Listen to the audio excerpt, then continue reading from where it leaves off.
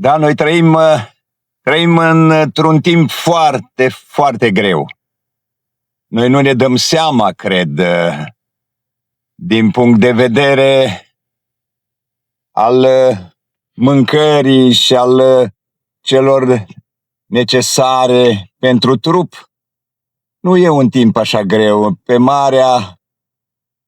În marea parte a pământului e belșug, e civilizație, oamenii își fac munca lor tot mai ușoară,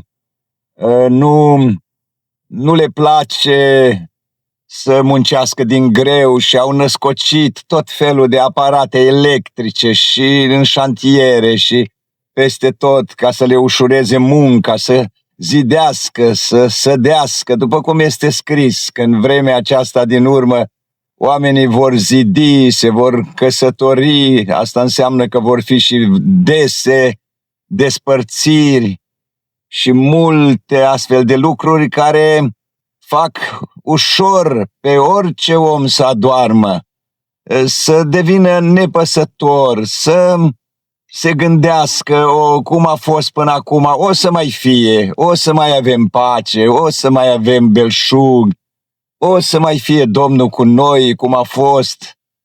Dar Domnul Iisus ne-a avertizat și ne-a spus despre vremea aceasta. Cel mai greu lucru pentru vremea aceasta este că în ațipire, când omul ațipește și nu e treaz, de asta Scriptura ne spune, fii treaz în toate lucrurile. Când omul nu e treaz în toate lucrurile, cum scrie de pildă, purtați-vă cu înțelepciune cu cei de afară. Aici e vorba de o trezire, aici e vorba de o veghere, pentru că un singur cuvânt, veneam cu soția spre cameră și nu știu ce lucru a fost, eu ascultam ceva în căști, ceva ziditor, folosesc cât pot de mult căștile și când sunt cu ea, câteodată e cam deranjant și nu e ușor nici pentru ea, o înțeleg. Suntem în două lumi paralele și nu e deloc ușor nici pentru ea, iar vrea mereu să vorbim, să povestim una și alta, din tinerețe, dar uneori, cum să spun, cam trebuie să ne mai și oprim din asta. Biblia spune așa, opriți-vă și să știți că eu sunt Dumnezeu. Și de aceea avem nevoie noi să ne purtăm cu înțelepciune cu cei de afară, pentru că e aproape de noapte. Eu acum când vorbesc deja aici, soarele a apus și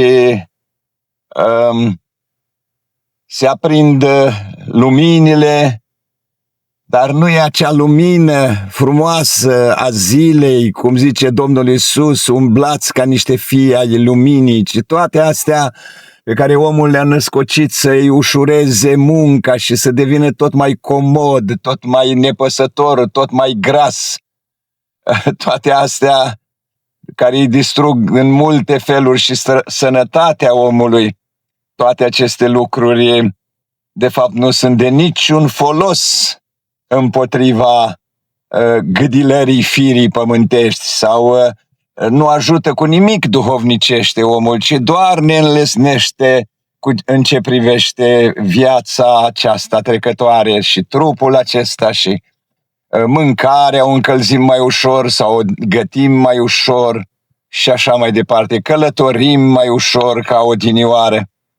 Dar noi trebuie mereu să ne gândim că avem nevoie de lumina aceea interioară, care este cuvântul lui Dumnezeu, care, cum spune, cuvântul tău e o lumină pe cărarea mea, o candelă pentru picioarele mele. De această lumină avem noi nevoie, că de cealaltă lumină electrică și alte lucruri și descoperiri, toți oamenii au nevoie și unii aproape sunt foarte ahtiați după astea, vor tot mai multe și cuptor cu microunde și mașină de spălat vase și cei de la țară nici nu știu că mai sunt și din astea, ei au auzit numai mașină de spălat rufe și încă mai au și de stors și dacă nu cumva și de uscat sau călcat rufe și tot felul de lucruri. Dar sunt multe lucruri pe care Dumnezeu le-a permis și într-o familie mare și cum este la frați și mai ales unde este civilizație, sunt necesare. Dar dacă în tumultul acestor lucruri noi nu avem mereu, cum scrie în Coloseni 3, dacă ați înviat împreună cu Hristos, să umblați după cele de sus, dacă nu avem asta în inimă, căci voi am murit față de lumea aceasta, față de pretenții, față de a păcătui, față de a aduna bani pe card și averi și alte lucruri asemănătoare. Biblia spune clar despre asta, că cei ce vor să se îmbogățească. Deci nu mai gândiți-vă, să zicem așa, puțini oameni biruiesc această poftă, pentru că aproape orice om vrea ceva să aibă rezerve de bani, rezerve de bogății, rezerve. Și este ispita asta, dar acest gând, vor să se îmbogățească, asta vine din firea omului și asta trebuie osândit într-adevăr. Deci Domnul Iisus așa scrie că El n-a avut nimic, n-a avut pe ce să-și plece capul și a avut și El în copilărie și un cămin și până la 30 de ani a muncit cu mâinile lui împreună cu Iosif și a învățat ascultarea prin tot ce a suferit. Dar când vorbea cu ucenicii, i-a învățat lucrul acesta, ca ei să predea totul, ca ei să fie liberi de toate. Gândiți-vă, când Iisus va răpi mireasa, El va răpi numai acei frați și surori care sunt cu adevărat liberi de casa lor, de mașina lor, de familia lor.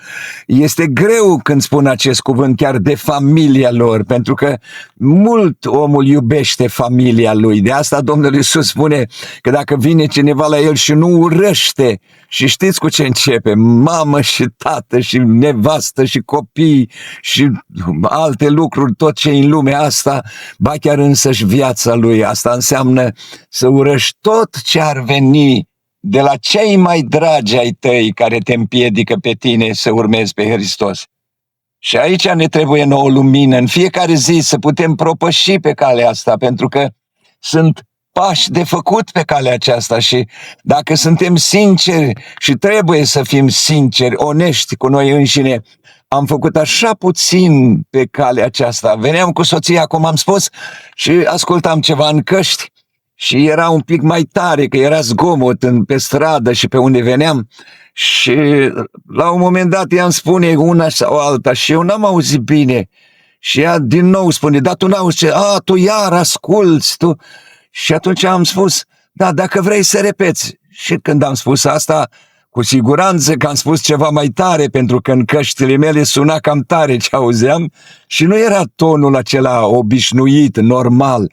Și ea spune, acum de ce țipi la mine? Zic, Doamne, dar n-a țipat nimeni. Și pe urmă am gândit, faptul că un pic am vorbit mai tare, pentru că atunci când asculți în căști și imediat vorbești cu un om, aproape sigur că nu vei vorbi cu un ton normal, ci un pic cu un ton ridicat. Pentru ea a fost țipat. Și atunci a fost o mică dispută între noi, cam câteva, eu știu, 1 minut, 2 despre asta, nu mai mult. Și am mers liniștit unul lângă altul. Nu mi-a mai dat mâna ca altă dată. Că uneori, la vârsta ei, se cam sprijină pe mine și mi-a măcar 2 degete să se țină de mine și se bucură totuși că are o vorbă, rău cu rău, dar mai rău fără rău, îi spune băiatului când întreabă ce mai face tata. Da, să dea Dumnezeu har să putem, frate și soră, lucra la mântuirea noastră cu frică și cu cutremur.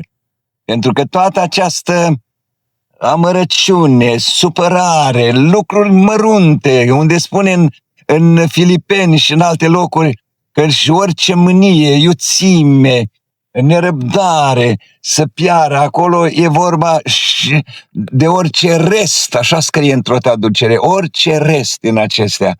Și să ajute Dumnezeu acum când este spre seară și ziua aproape a trecut și în curând vine noaptea când nu vom mai putea lucra, nu vom mai putea curăți la interiorul acesta, pentru că ceea ce are mare valoare înaintea lui Dumnezeu este interiorul. De asta El a spus: curățați mai întâi partea dinăuntru a vasului și apoi și partea de afară va fi curată. Am pus această predică de la Cuza Vodă astăzi și a pus-o Cibi pe YouTube, și care vorbește despre trezirea poporului și așa.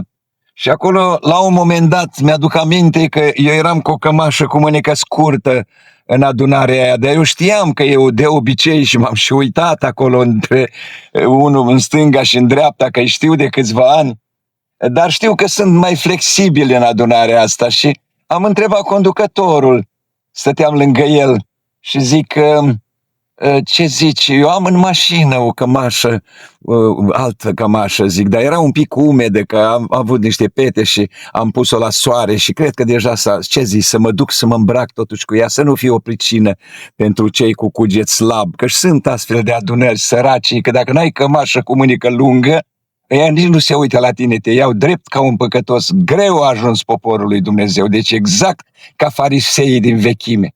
Ce ispită provoacă un biet bărbat care are o cămașă vara cu mânecă scurtă? Este o teroare și sunt câteva adunări unde nu te primesc, te iau drept nepocăit, păcătos dacă tu ai o astfel de cămașă. Și fratele, interesant, m-am bucurat și mi-a spus: nu, frate, stai liniștit, că între noi mai vin și frați așa și noi nu suntem așa rigizi ca alții. Da, zic eu, dar pentru cugetele slabe. Și nu m-am așteptat că după mine prorocul care venise de la 100 de kilometri s-a apucat și vreo nu știu câte minute m-a făcut cu ou și cu oțet, că fratele Avram, că trebuie să știe că între noi, că așa, că sunt reguli, că în adunarea mea nu dau voie, oi, și mă tot, nu mai termina și nu mai termina, acum zice să nu se supere pe mine. Da, n-avea niciun rost, pentru că eu în vorbire am și spus: fraților, dacă e o pricină pentru cineva, eu pot să mă duc să-mi iau și o altă cămașă și așa, dar fratele conducător mi-a dat libertate. Deci acel proroc a dat cu măciuca în baltă, să zic așa, care venise la ei și a țipat la ei și a scos niște aminuri, le tot spunea amin și biserica zicea pe jumătate, că jumate dormeau sau o parte nu prea primeau poate cuvântul. Și atunci cel mai tare a strigat amin și de vreo 3 ori ca să-și iei sărace mai tare.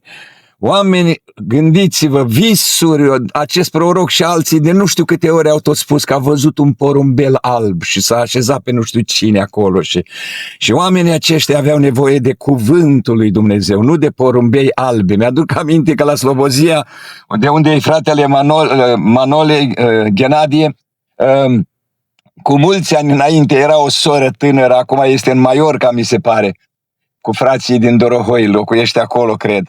Și acea soră, când m-am dus la ei prima dată la adunarea penticostală în Slobozia Mare, avea atâtea visuri și deja vedea o fântână cu niște porumbei, și în adunarea acolo erau niște capre și niște oameni fără Duh Sfânt și fireși, vai de capul lor mai reg decât corintenii.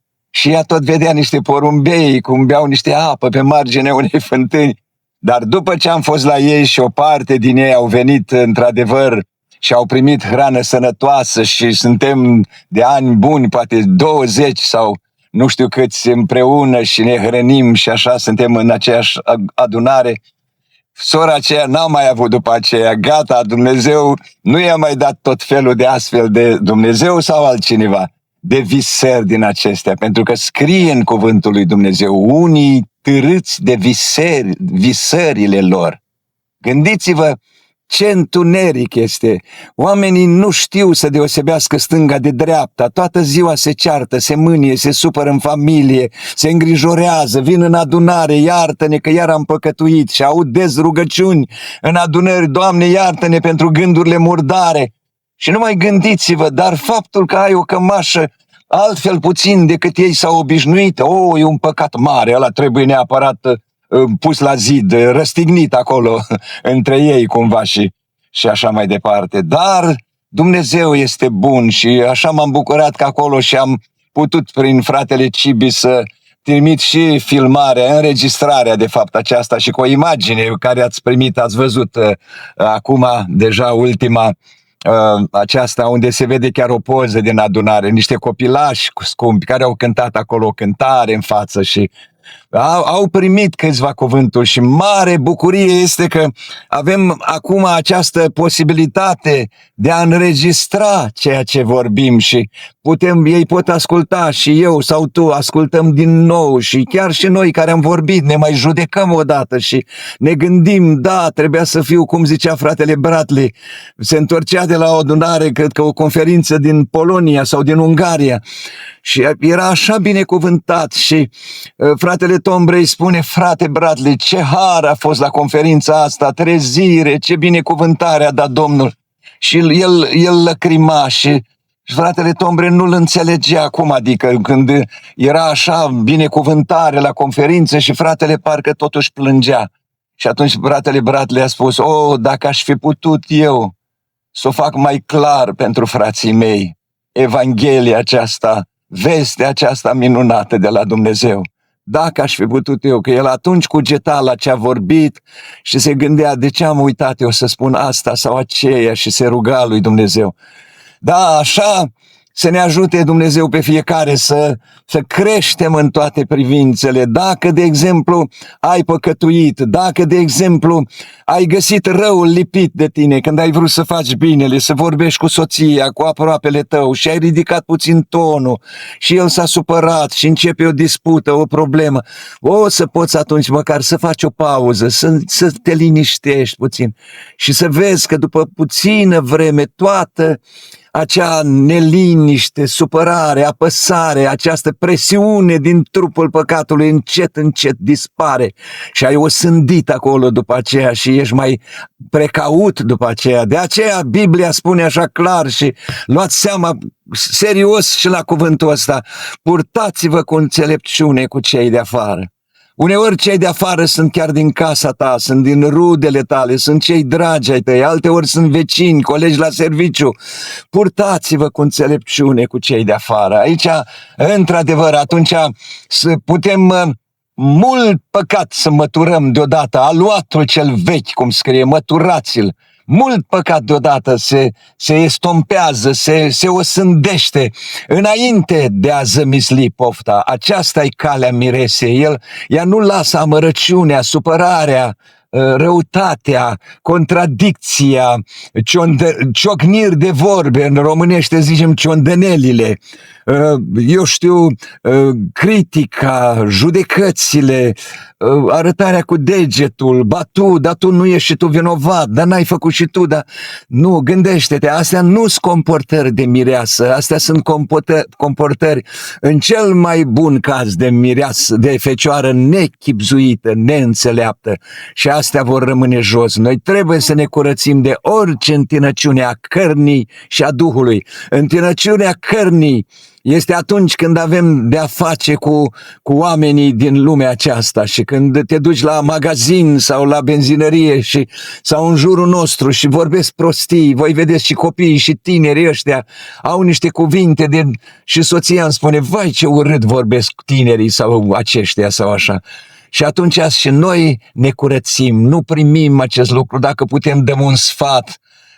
Gândiți-vă să facem asta de orice întinăciune a cărnii și întinăciunea Duhului este când noi avem părtășie cu religioși morți în păcat și avem părtășie. Noi nu putem avea părtășie cu aceștia. Noi mergem de multe ori să ajutăm și dacă acolo 2-3 sunt fii ai păcii, cum și aici am găsit câțiva, cu aceștia, da, noi putem primi părtășie, pentru că a avea părtășie înseamnă a fi în lumină și eu și cel cu care eu vorbesc și am legătură sau părtășie. Dacă el nu umblă în lumină, nu pot să am părtășie și dacă este religios, trebuie să am mare băgare de seamă. Acolo este întinăciunea Duhului. Dacă eu cânt la fel ca el și zic osana la ce zice el, gândește-te cât zic oamenii, aleluia, osana, și mai mult că sunt obligați, țipa la prorocul sau predicatorul în microfon și în boxele alea, amin, aleluia, și ei săraci mai de frică, mai de alta. Și vai de mine, tot felul de prorocii de 2 lei, că te-am văzut și că Domnul mai are o lucrare în tine, frate, cu tare. Vai și amar, și Domnul are lucrare în toți de acolo, nu numai în fratele Ionuț sau Radu sau cum îl chema. Nici de cum. Dumnezeu să binecuvânteze, Dumnezeu nu-i părtinitor.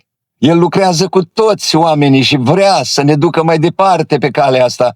Și de aceea toate meșteșugirile astea rușinoase, ascunse, toate obiceiurile astea de, cum să spun, cum aveau ei Talmudul atunci, în tot felul de reguli pe care nu știu câte, 614 sau 13 reguli, în afară de poruncile lui Dumnezeu din Scriptură. Încă mai să spele mâinile și patul și nu știu ce când vin din piață, să, nu știu, nu mănânce cu mâinile nespălate. Știți că și pe Domnul sau pe ucenici au învinuit că mănâncă cu mâinile nespălate sau în ziua sabatului nu știu ce fac și așa. Astfel de lucruri s-au făcut și în adunări, să nu cumva să pună gura pe ceva, să nu mănânce una sau alta, să nu țină sărbătoarea într-un fel, să o țină altfel cum vor ei.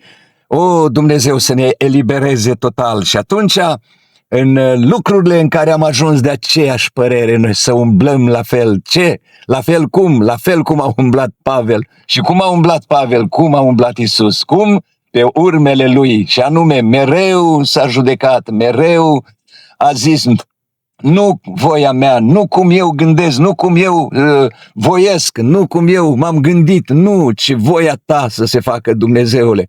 Asta e calea miresei. Aici găsim noi prilej, ocazii să ne curățim și să găsim orice rest de amărăciune, de supărare, să închidem gura, să judecăm la noi înăuntru. Aici, templul lui Dumnezeu, noi suntem acolo înăuntru, ceea ce atunci Iisus a făcut curățenie cu biciu, acum trebuie eu să fac în templul inimii mele. Da, o curățenie așa cum trebuie, cu sabia Duhului care e cuvântul lui Dumnezeu, să mă judec pe mine. Dacă ne judecăm singuri, nu vom fi judecați odată cu lumea. Și totuși Dumnezeu să fie slăvit că am primit nădejde pentru frații de la Cuza la care am fost. Acolo mai sunt încă 3-4 adunări de același fel. Nu știu dacă o să reușesc la toate să ajung, dar la 1-2 din ele vreau să ajung în altă duminică. Să dea Dumnezeu har, lumină, ca sămânța sămănată să cadă într-un pământ bun. Așa am fost de mângâiat de un frate care a ieșit la urmă după mine și vorbise înainte chiar niște cuvinte bune, sănătoase. Și așa am fost mângâiat când mi-a spus, frate Avram, nu trebuia să se bage omul ăla, nu știu ce, pentru că fratele nostru doar nu-i adunarea, nu-i biserica lui și vine el să facă la noi nu știu ce ordine și e adevărat, zic.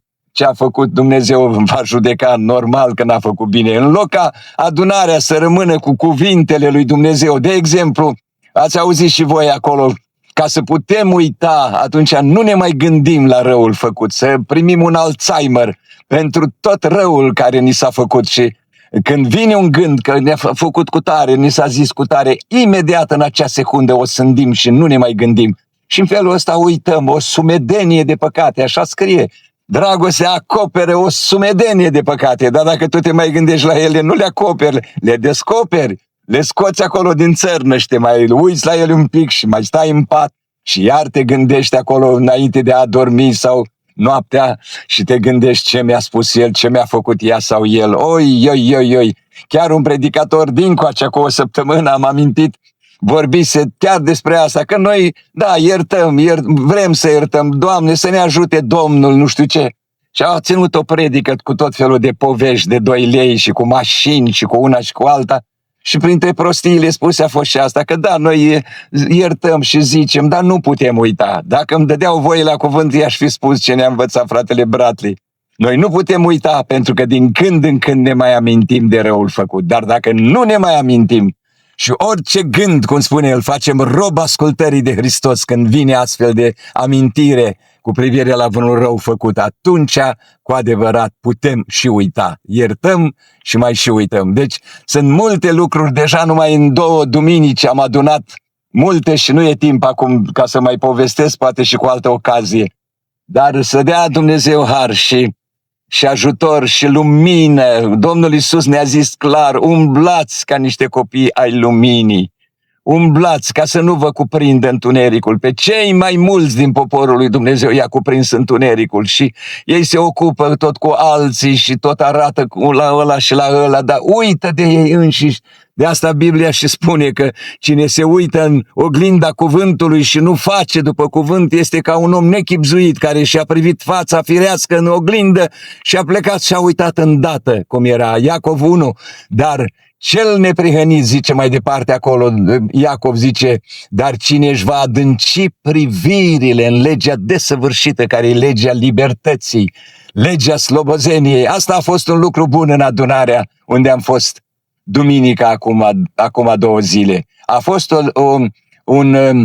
un duh de libertate, s-au putut ruga cu toată inima acolo, în voie. Era o persoană, 2 care chiar striga la Dumnezeu în toată libertatea și au putut cânta și am simțit acest duh de libertate, dar în același timp o așa piedică, ca un perete care trebuia străpuns când era vorba să le vorbesc lucrurile tare ale lui Dumnezeu. Această Evanghelie care merge și pătrunde, sabia asta care judecă sfaturile ascunse ale gândurilor, ale inimii omului. Când vorbeam asta, ce greu pătrundea, ce greu, că ei erau învățați tot cu aliluia și să strige aliluia după proroc și așa, dar de fapt rămâneau și plecau tot cum au venit acasă și nu știau cum să lupte împotriva firilor pământești și a păcatului din ei. Slăvit să fie Dumnezeu că această lumină ne-a dat-o din tinerețe. Noaptea iată că vine în curând, cred că și la voi pe acolo unde sunteți, și în Basarabia și în Dâmbovița și oriunde. Deci mai e cine? La Iași, la Ologeni, la Străjeni sau unde e fratele Mocan, la Orhiei și în orice loc. Dumnezeu să binecuvânteze și pe cei care aud mesajele din seara aceasta și ce va mai vorbi Vali și în continuare mărturiile. Să dea Dumnezeu o trezire cu adevărată, să nu ne lăsăm furați de filozofii. Vă spun din nou, cum am mai aflat și zilele acestea, vine într-adevăr un timp greu, să știți. Va fi așa de greu. Vor veni idoli și pe care nu i-au cunoscut părinții noștri și vor veni lucruri teribile care se vor descoperi și cu așa zis extraterestri și lucruri, ele stau gata să se descopere și de fapt sunt demoni, sunt putere ale lui Anticrist care nu au fost lăsate de Iisus deocamdată să se descopere și oamenii, unii cred și alții zic că-s povești și așa. Dar când acestea vor prelua conducerea și din spate deja conduc lumea prin conducătorii, prin fiara, care este acum Londra și America și chiar și Israelul, în forma de acum care e împietrit, și el este ca o fiară ieșită din pământ cu coarne de miel și vorbește ca un balaur. Câți anticriști sunt și acolo și oameni care nu au crezut în Isus nici acum după 2000 de ani. Dar vine un timp foarte greu, așa cum este scris, oamenii își vor da sufletul de groază. Deci ei n-au descoperit niște lucruri pe care le au acolo în America, pentru că au spus clar și cei din Marea Britanie că nu-i pregătită populația lumii să vadă acele lucruri și acele ființe și așa. Lucrurile alea. Ar fi un haos total dacă... Și de aceea Dumnezeu n-a îngăduit și vine curând un timp când se vor descoperi lucruri teribile și ființele astea demonice, teribile, de care s-a spus că sunt extraterestri și de fapt sunt demoni și care cu puteri mincinoase, cum scrie undeva, vor coborî foc din cer și așa. Deci va fi un timp groaznic și apoi control total și lumea va fi condusă de inteligență artificială, fiara aceea vorbitoare de care noi știm de 2000 de ani că a fost scris în Apocalipsa și în proroci. Deci acel timp bate la ușă. Dacă încă mai avem zile și luni, că ani mulți nu mai sunt, atunci ai numai harul lui Dumnezeu ca să ne pregătim. Când vine vremea aia, noi știm dinainte că Domnul ne-a spus. Și așa a făcut și cu ucenicii. Le-a spus mai dinainte, le-a zis și că eu voi suferi, mă vor bate, mă vor omorî. Le-a spus și ei au uitat. După ce l-au răstignit, au plecat descurajați și toți vai de capul lor supărați. Petru și cu nu știu cine s-au dus din nou să mai prindă niște pește doi se duceau spre Emaus și așa mai departe. Dacă și ucenicilor le-a fost greu și au adormit și n-au putut să vegheze atunci, cu atât mai greu va fi, încât Biblia spune că toți vom ațipi și vom adormi, și fecioarele înțelepte. De aceea să ne ajute Dumnezeu să adunăm un de lemn și să fim treji. N-avem nimic, nici cât negru sub unghie, cum zice moldoveanul, împotriva vreunui om. Și dacă e ceva, încredințăm lui Dumnezeu. Așa este scris: Domnul va face dreptate, toate le va face El frumos la vremea Lui. Judecata, răzbunarea aparține Domnului. Da, atunci trăim o viață fericită, liniștită, și când vine ziua aceea nu ne găsește ca un hoț, pentru că noi așteptăm mirele și care nu-i hoț, ci ea numai ce aparține, chiar dacă vine pe neașteptate ca un hoț, dar nu este hoț. Își ia doar trupul lui, mădularele trupului lui, care e biserica lui vie, mireasa, fecioarele înțelepte. O seară binecuvântată, un timp binecuvântat fiecăruia în continuare. Amin. Amin.